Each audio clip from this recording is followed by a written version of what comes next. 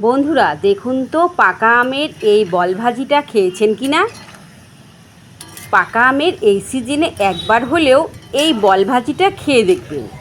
খেতে এত স্বাদ, এত ভালো লাগে, একবার বানালেই বারবার বানানোর আবদার আসবে, মুখে লেগেই থাকবে। একদম ভিন্ন স্বাদের এক রেসিপি। এইভাবে কখনো হয়তো বানিয়ে খেয়ে দেখেননি।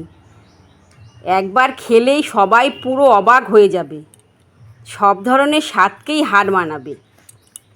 নমস্কার বন্ধুরা, এখন আপনারা দেখছেন মিটু কিচেন, আর আজকের পর্ব দেখার জন্য সবাইকে স্বাগত।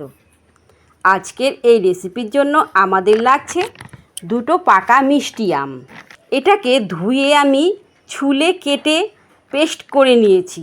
এবারে বড় বাটিতে নিয়ে নিয়েছি। এবারে দেব পরিমাণ মতো চিনি। চিনিটা তোমাদের আন্দাজ মতো দিও। আমার আমগুলো খুব মিষ্টি, আর যদি একটু আমে টক থাকে তবে একটু নুন দিতে হবে। এবারে দেব সুজি। তোমরা সুজির পরিবর্তে চালের গুঁড়োও দিতে পারো। এবারে দেব আটা।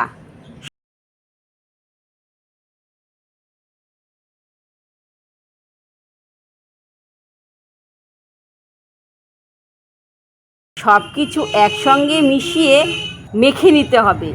একটু ভালোভাবে ফেটিয়েও নিব।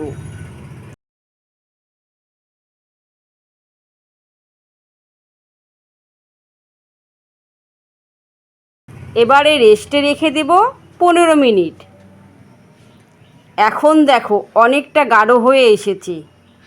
এবারে কড়াই গরম করে দেব সাদা তেল।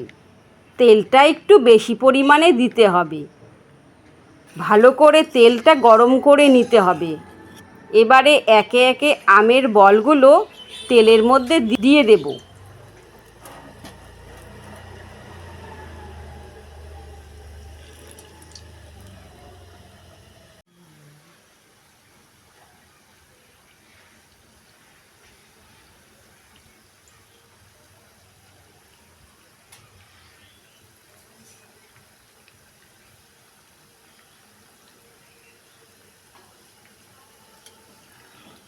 এবার উল্টে পাল্টে লো আঁচে হতে দেব।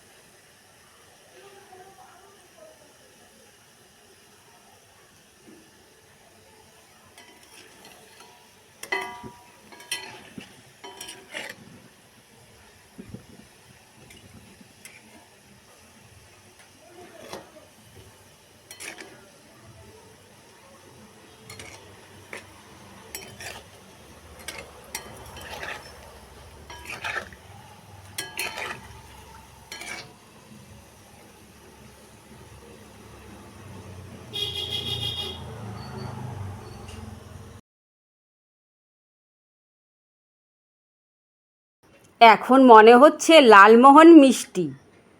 আপনারা চাইলে এটাকে চিনির রসে বা দুধের মধ্যেও জাল দিয়ে নিতে পারেন। নেড়ে চেড়ে লো আঁচে লালচে করে ভেজে নিতে হবে একটু সময় ধরে। আমের বলগুলো বেশ গোল গোল হয়েছে। ডুবো তেলে ভাজলে এই রকম বলের মতোই হবে, আর এই রকম বড় বড় হয়ে ফুলবেও। সবগুলো বল এইভাবেই আমি ভেজে নিয়েছি। এবার সাজিয়ে পরিবেশন করব। কত কিছুই দিয়ে তো সাধারণত আমরা ফুলুরি খেয়ে থাকি, তবে এই বল ভাজিটা একবার খেয়ে দেখবেন, কথা দিচ্ছি দারুণ লাগবে। আজকে রেসিপিটা তোমাদের কেমন লাগলো? ভালো লাগলে আমার চ্যানেলটি সাবস্ক্রাইব করে আমার বন্ধু হয়ে অবশ্যই পাশে থাকবেন। ধন্যবাদ সবাইকে।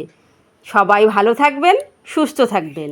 আবারও দেখা হবে নতুন কোনো রেসিপি নিয়ে। তাহলে আজ এটুকুই, আসি।